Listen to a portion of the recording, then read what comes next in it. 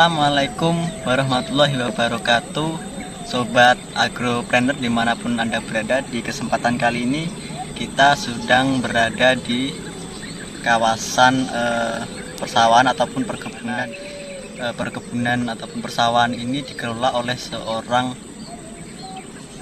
perantauan dari Jawa, ya jauh-jauh ke Kalimantan Utara ini, tepatnya di Tanjung Selor, Kabupaten Bulungan. Dia memilih bertani di lingkungan hidup di kawasan Tanjung Selor ini. Bagaimana kiat sukses ataupun kiat kerjanya? Langsung saja kita masuk ke sesi wawancara.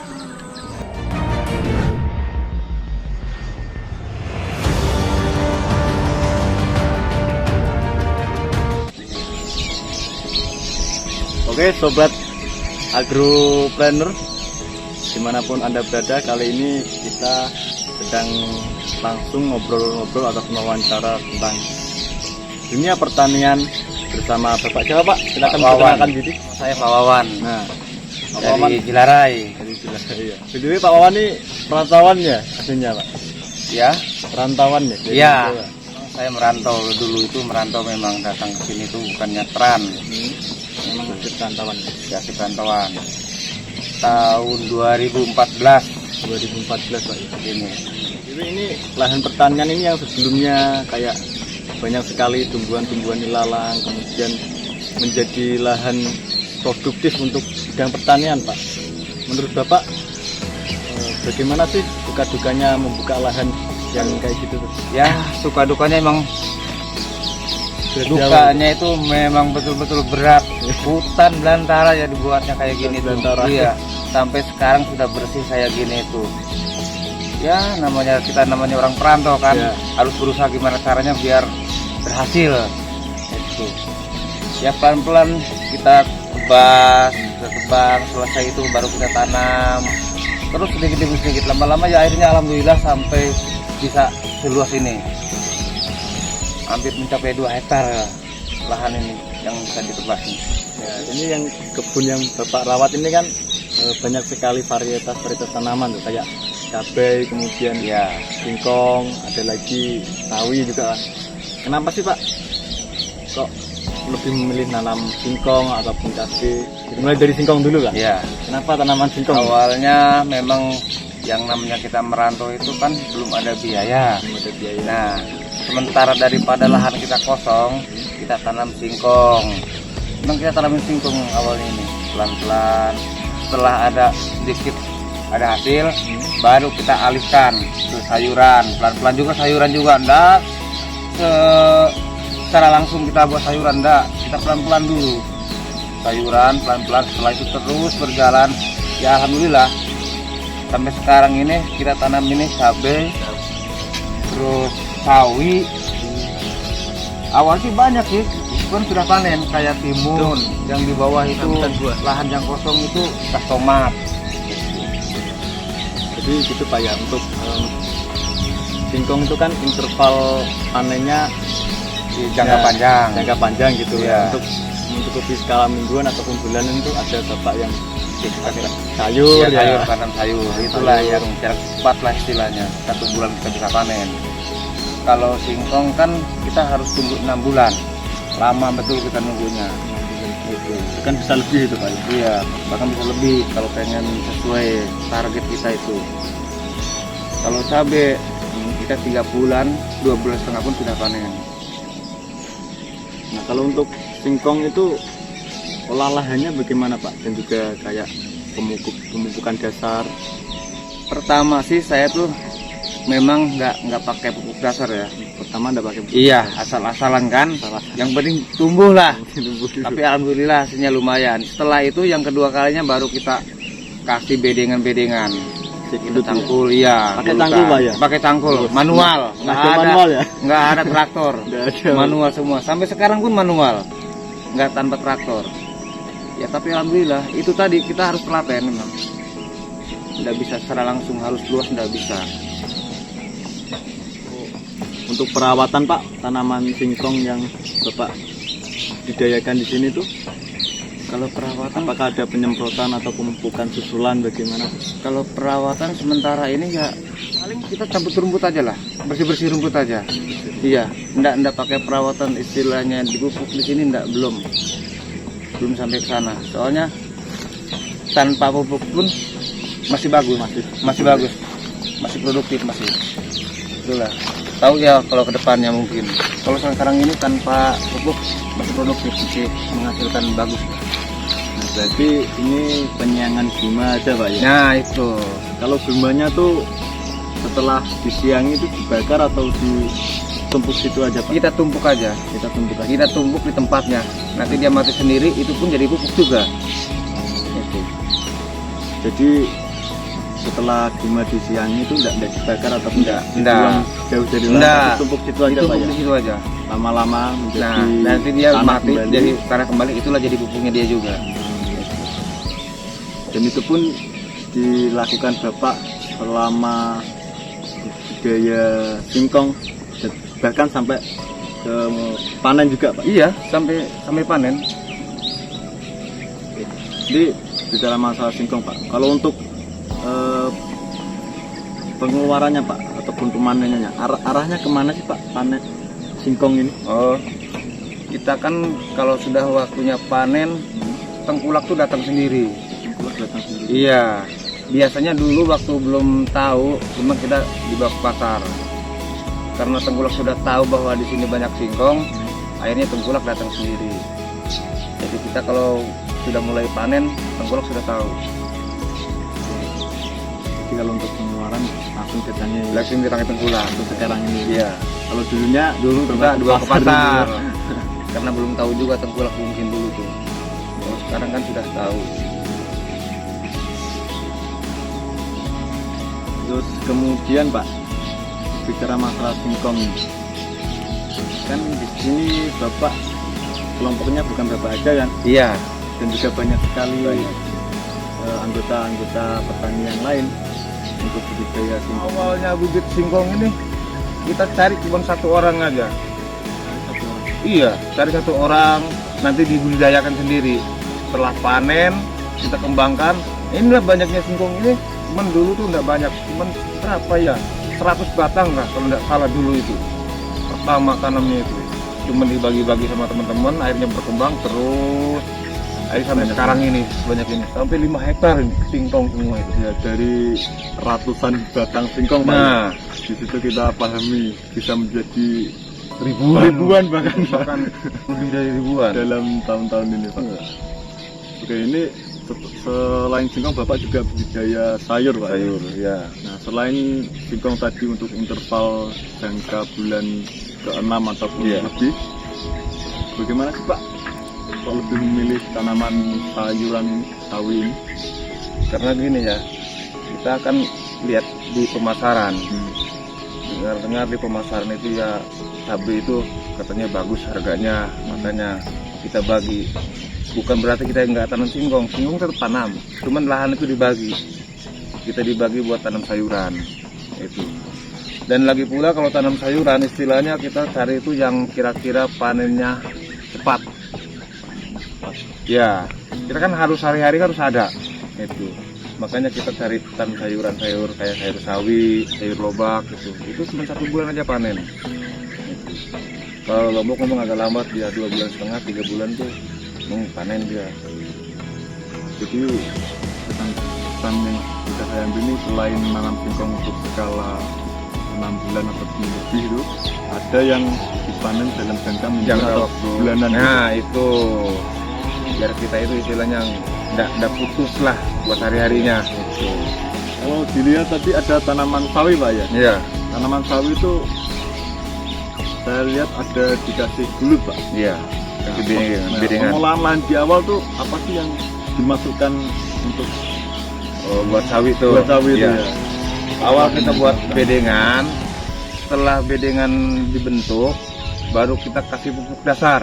Pupuk dasar. Iya, ya termasuk apa tai ayam, apa tai kambing. Cuman sementara ini saya pakai nih tai ayam yang saya pakai. Itulah dicampur sama dolomit. Ya itu dasarnya itu. setelah itu baru kita buat bedengan. Setelah jadi baru kita buat mulsa, tutup pakai mulsa. Tuh, baru dibentuklah di lubang-lubang. Di dalam lubang itu kita lain lagi isinya.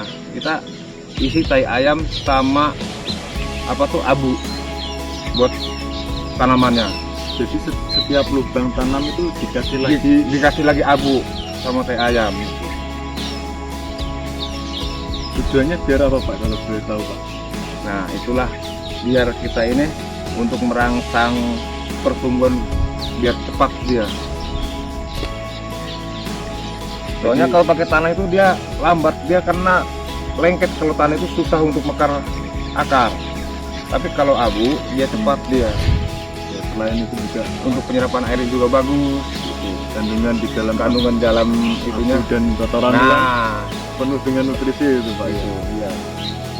Nah, ini ngomong-ngomong, kenapa sih Bapak udah menggunakan mulsa dibandingkan langsung tanam gitu aja?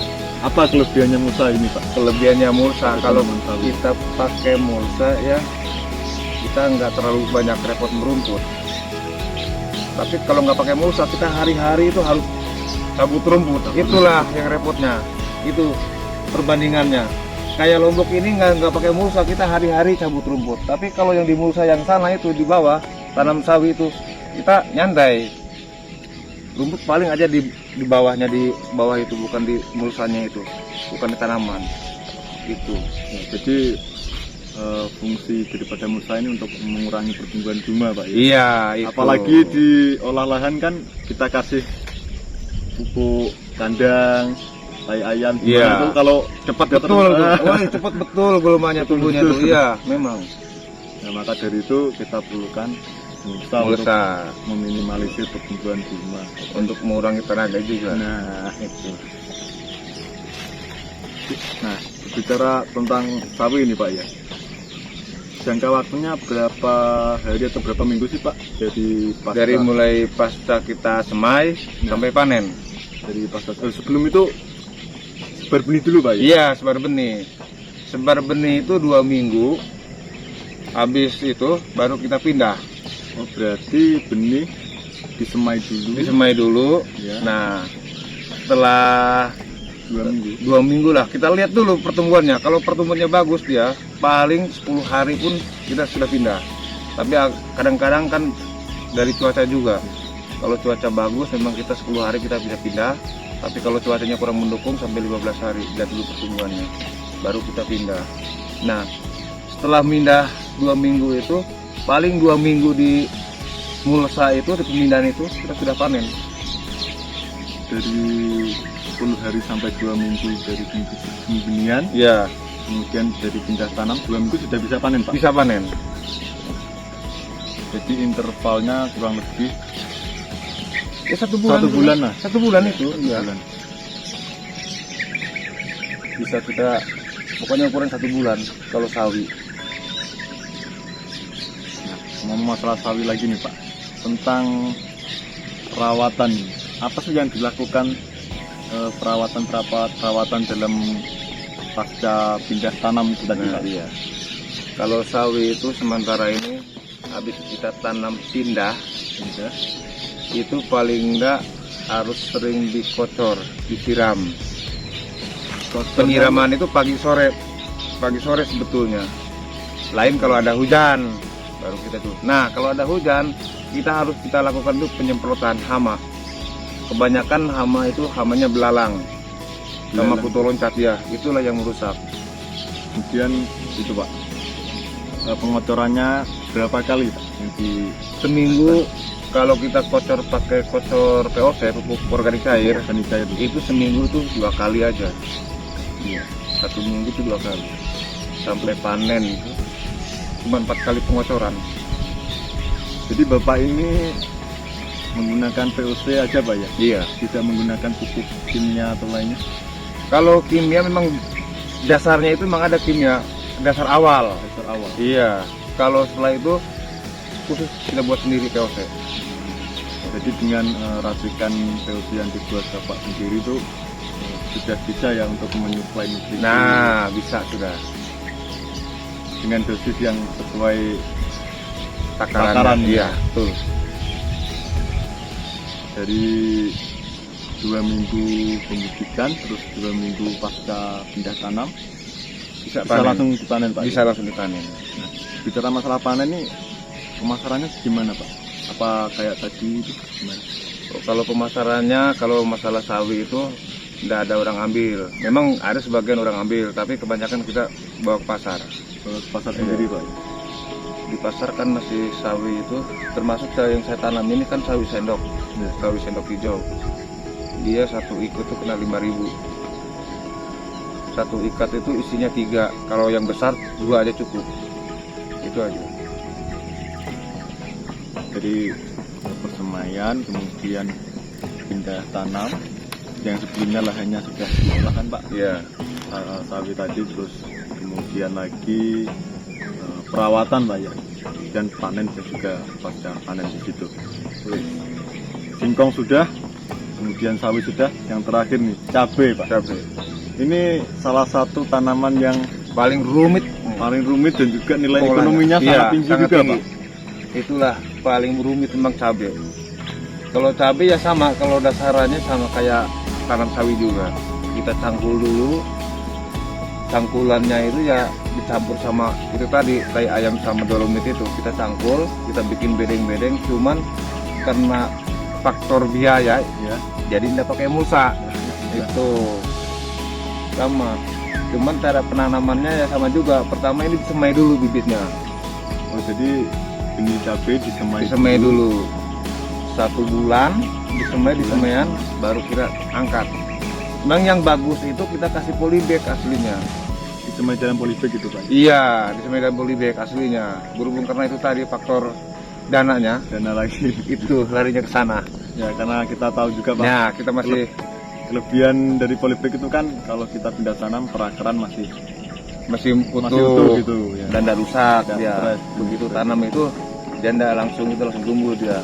Tapi kalau kita sistem cabut dari semaian, kalau musim panas itu dia akan langsung dia alum. Kalau bahasa orang Jawa itu alum. Ya, layu. Layu itu. Jadi lahan diolah, dicangkul, dibuat bulut, Iya. kemudian dikasih pupuk dasar berupa pupuk kandang.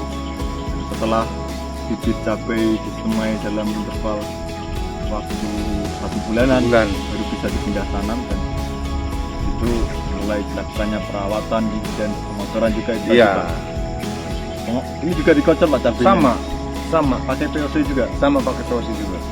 Cuman dia kalau memang sudah mulai itu memang saya pakai kimia yang mengandung KRO3 Yang untuk pembuahan itu untuk Pak. pembuahan. Untuk fase pembuahan. Fase pembuahan. Kalau fase Pertumbuhan. pertumbuhannya pakai POC yang merah, yang kayak merah. Gitu. Ini cuman dulu kita pakai yang merah ini 4 kilo kita pakai.